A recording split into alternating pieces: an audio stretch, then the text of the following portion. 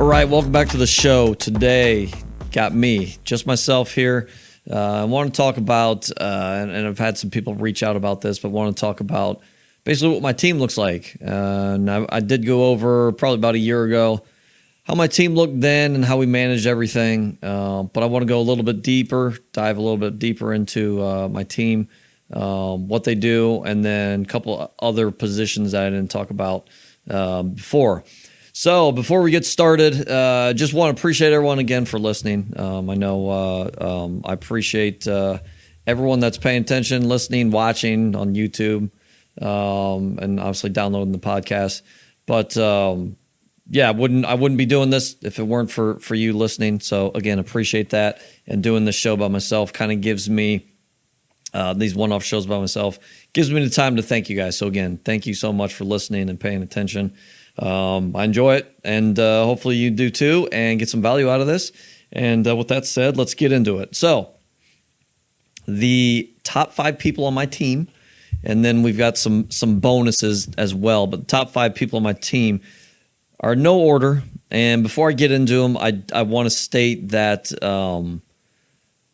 obviously you've got to build a culture, and we've kind of talked about this, how a real estate investor, entrepreneur, whatever. Your position and your tasks and your duties and who you are has to evolve over time. Back when I started, actually, I'm just over, technically, we could kind of say I started end of 2014 in real estate investing. So just over 10 years I've been in it. And back then it was just me. I did everything. I did the rehab. It was a single family rental. I did all the rehab. Obviously, I found the house, did all the rehab. Which was, it was at least 4 months, 4 or 5 months, longest 4 or 5 months of my life. Couldn't get out of there soon enough. It just, I remember throwing hammers to the wall, just crazy things. It was not where I should be with my time. But I did everything. I filled the rental with renters. Fortunately, I think over the course of 5 years, I had 2 different renters, I believe, at that house, and they were great, but still, one-man band, doing everything myself. With that said, the very first person, could probably go hand in hand, 2 people that I hired that I have now, number 1 is an attorney. And let me back up really quick, kind of getting to my point is don't go cheap. Don't skip on people that you're hiring. Whether that's third party, direct, 1099, W-2, whatever they are, don't go cheap. I see too many people doing it, and guess what? It costs them in the long run. It's no different than your health, right? If you go cheap with your health and you eat cheap food, you're going to pay for it at some point. It's no different with them with your employees or your team that you're building or have built. Don't go cheap. Take care of the ones that are absolutely awesome, A players, A+ players. Take care of them, overpay them, and also find out what makes them tick. Yes, money's important. There's a reason why people work. It's for money, but that's not the only reason, right? And I'm still learning this too. I'm still learning, how to help out the people that are working for me and with us, and how do they want to grow? Do they want to grow, personally, professionally within our company, somewhere else, do something on their own, whatever it is? I want to help them get there. And obviously you're creating team culture and doing that. So with all that said, don't go cheap. Hire great employees. It takes some time to figure out, how to hire. And sometimes you may have to hire somebody, right? Hire a third party to help you hire people. But yeah, don't go cheap. And back to my number 1 is an attorney. That was my number 1 person that I put on my team, probably from day one. And you could probably slide in realtor in there as well. My first maybe first 3 rentals, I did get, actually, no, all my rentals, my single family rentals were from realtors. So can kind of slide that in there. Kind of forgot about that. Realtor is an important part of your team. But for me, attorney, And I was fortunate enough to find a really good real estate attorney that had banking, lending background, real estate background, and obviously legal background. So he's been absolutely awesome. I've had him for just over 10 years, helping me with everything, and also have a backup attorney as my main guy is, I guess you call him semi-retired. He travels a lot, but still is around when I need him.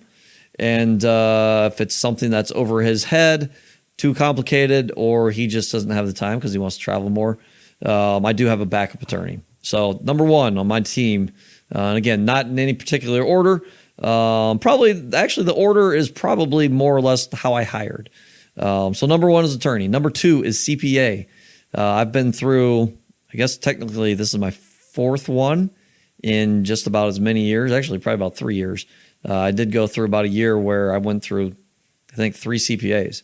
And that's painful. But I do believe I've found one that's been absolutely great. And they're also my bookkeeper. So I've had a bookkeeper, a third-party bookkeeper for at least 18 months now, I think. And that's been good. It was good doing my own books for a little bit, kind of learning the ins and outs, what to look for, what to track, how things, ebbed and flowed, all those things. It was good to kind of be on top of it. But at some point, you got to get your hands out of the business and on top of your business and watching the overall picture and being in your day-to-day books and bookkeeping. Just wasn't, we scaled enough to where it just wasn't smart for me to keep doing that. So number two is CPA and bookkeeper go hand in hand. And again, don't skip on this. Don't try to get TurboTax and do it on your own.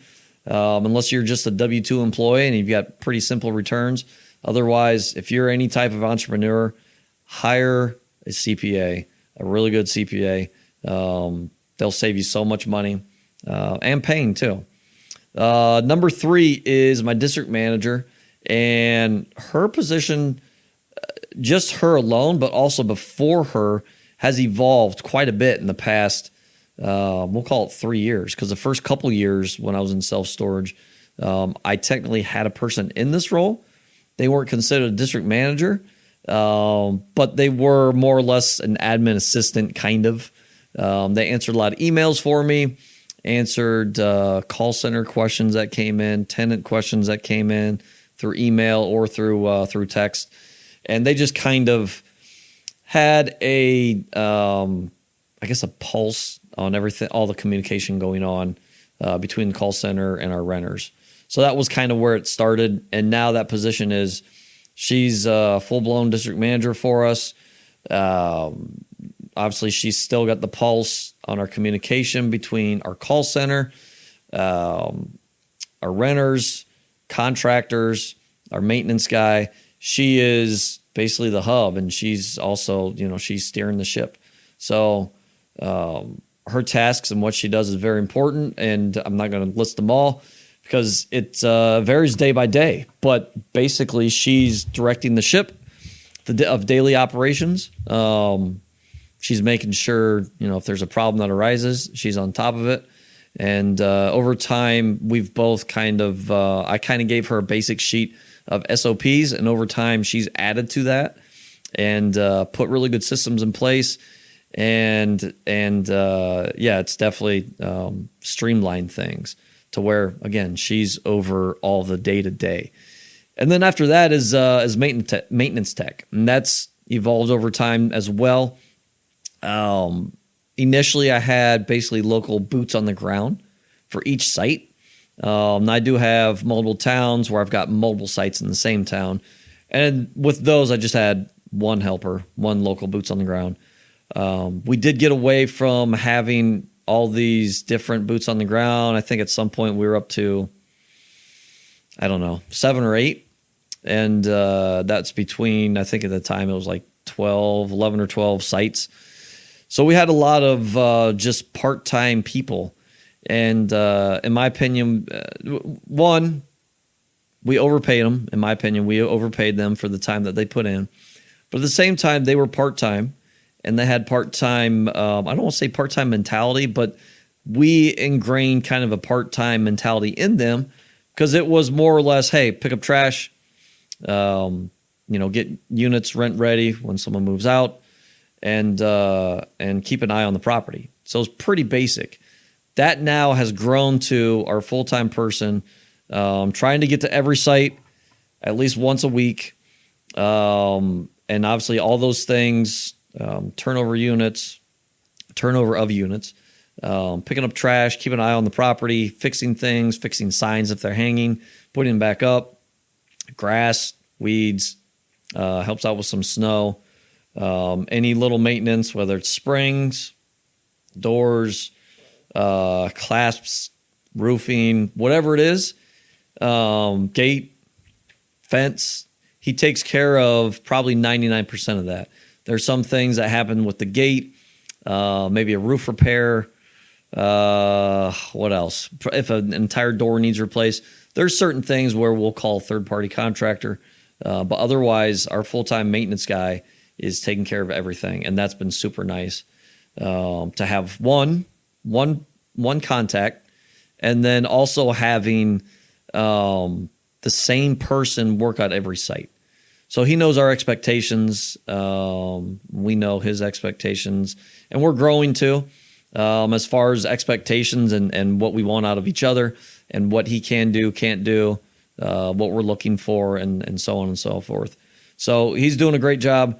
Things have definitely changed dramatically, bringing him on full time, and it's been great.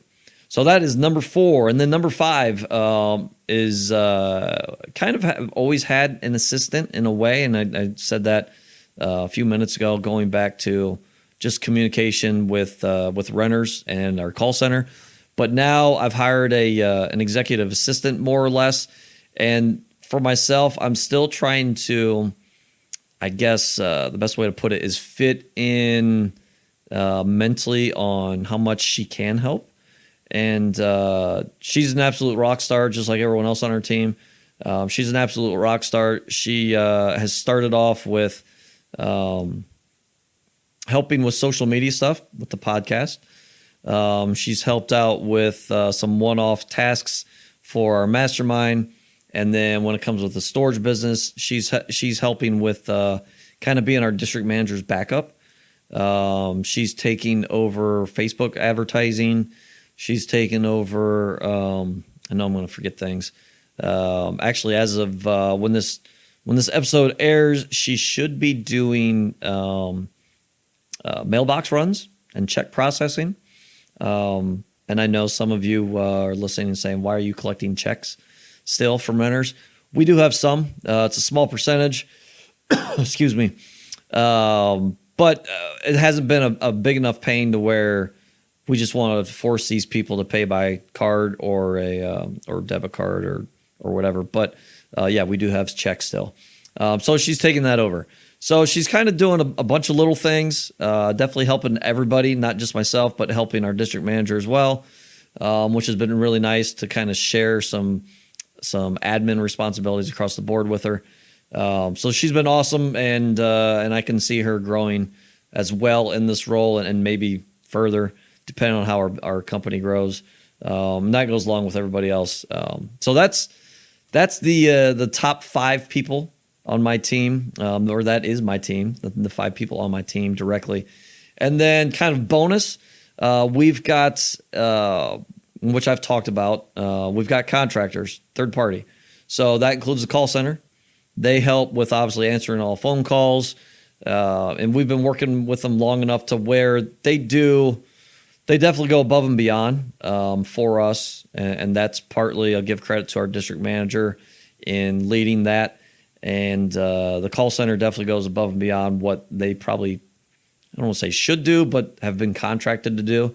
They've been great. So they are a third party, but they act like team members, which is absolutely awesome. We actually have, our district manager has monthly meetings with them, with their top 5 or 6 agents that answer our calls, which is awesome. And then another third party are contractors. And I already kind of hit on this, but if there's ever major gate issue, major roof issue, snow needs plowed, stuff like that. Entire building needs painted, stuff like that. We'll call contractors to do that stuff. So while our maintenance guy handles 99% of everything, there are bigger projects that we need to call in third-party contractors for. So that is my team. I don't think I left anybody off. I think that's pretty much it and covers everything. I do like the fact that our team is smaller and more nimble. It has grown. I do want it to continue to grow, just at the pace that we need it to grow. There's no sense in hiring just to hire to grow a team, but I do see good in us hiring, in building good work environment. I believe we have a good work environment, a good team culture, a good place to work. So yeah, for me, I do want to continue to grow and add more people for that fact. I do believe that we're a good place to work for. And I believe that we overpay our people as well. So for those reasons, I do want to continue to grow and hire more people. But yeah, that's it. That's all I've got for today. Again, appreciate everyone for listening, paying attention, following. Absolutely awesome.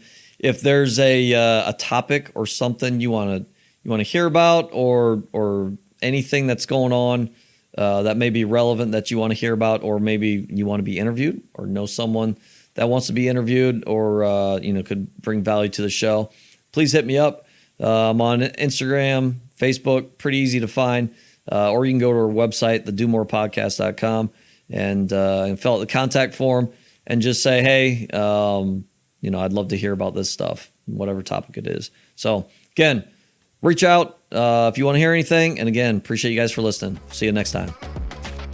Thanks for following, subscribing, and listening to this episode of the Do More podcast hosted by John Farling. To learn more or ask questions, go to l4investing.com.